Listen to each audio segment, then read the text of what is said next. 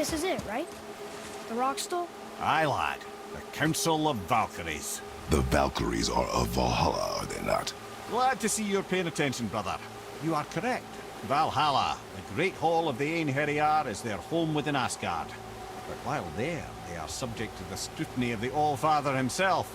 And relations between the Valkyries and Odin were tense during my tenure as his advisor. Why? Well, that's an even longer story, lad. For now, why don't we look around for some clues?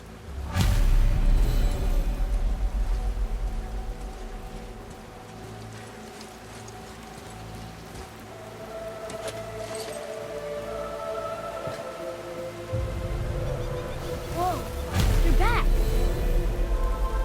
Man, who is she? Gunnar, Mistress of War.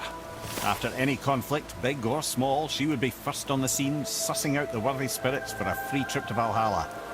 A gruesome task, but she took great pride in it. Any conflict?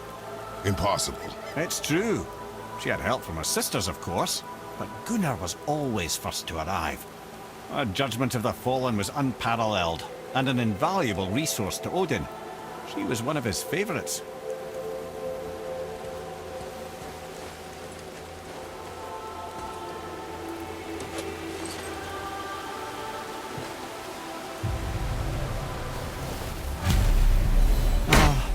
Gondul. Beautiful Gondul. And? Huh? That's it? Beautiful Gondul? No story or anything? Oh, sorry, lad. The sight of Gondul always took my breath away. Gondul had a silver tongue, a sharp wit, and struck a figure so stunning it literally drove men insane. Odin forbid her from setting foot in Midgard after a time, as insanity is not a welcome trait in Valhalla.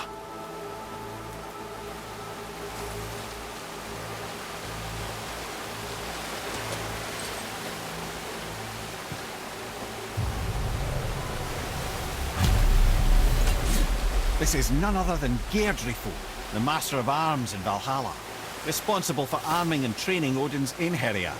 Is what? His army come Ragnarok. The entire reason Valhalla exists, you see. The Einherjar wait in the Great Hall endlessly, feasting, drinking, and fornicating themselves silly. Once Ragnarok begins, Odin calls them into service to fight on his behalf. Geirdriful had her hands full training that lot.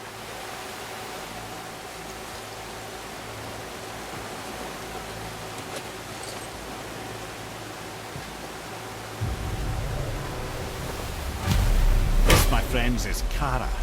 Now, Valkyries are volatile by nature, but Kara, the lass is wild storm personified.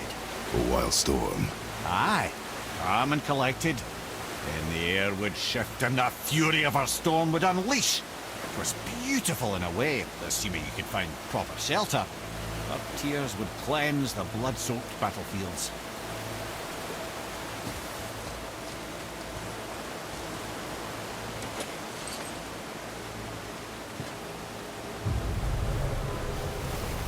This is Rota, accuser of the slain.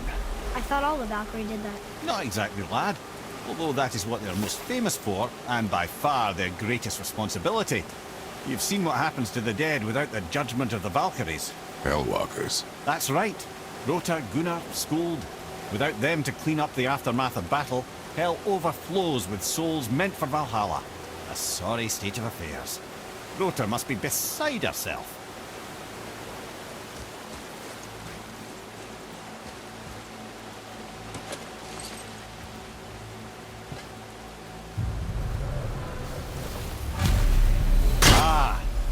Here we have Eir, the healer. A Valkyrie healer? Strange. Eir was strange, as a matter of fact. Very quiet, very calm. Where her sisters were violent rapids, Eir was a gentle stream. She healed the wounds of both mortals and gods, and even a certain all-knowing sage who once drank too much and fell off a mountain.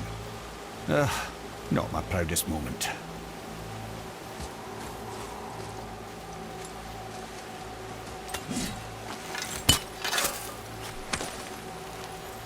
That solves that trick, Pat.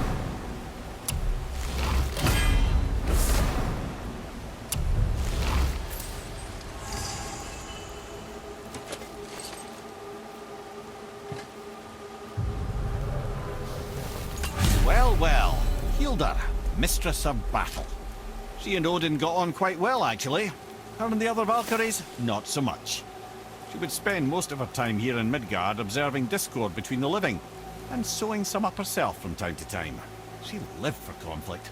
Some say she was conflict personified. I wonder what will become of her now that she's free.